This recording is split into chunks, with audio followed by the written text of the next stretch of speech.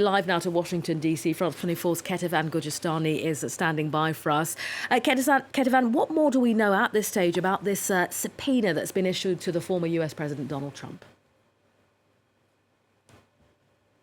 Well, the January 6th committee really in 10 pages basically laying out why they are issuing that subpoena to the former president and what they want to hear from him and when they want to hear from him by. So on that later note, they're asking the former president, Donald Trump, to transfer the documents that they're asking for by November 4th.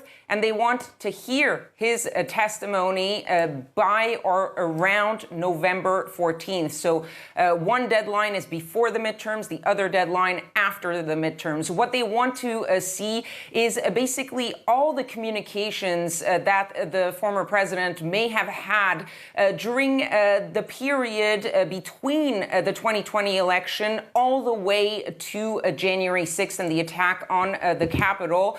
And they want to see anything that has anything to do with the claims of election fraud, with the fake elector scheme, with the attempts to prevent the counting of those electoral votes on January 6th, really anything to do that has to do with their January 6th investigation. And some of the wording in that letter is pretty straightforward. I'm going to give you one short sentence. You were at the center of the first and only effort by any U.S. president to overturn an election and obstruct the peaceful transition of power. That is why they want to hear from Donald Trump. And they made it clear also that while this move was rare, it was not unprecedented.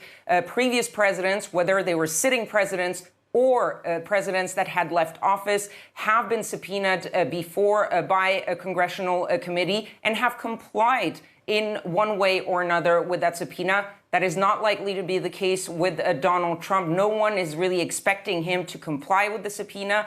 And this is really symbolic because there's not really enough time for the January 6th committee to legally go after the president and to force him to comply with that subpoena.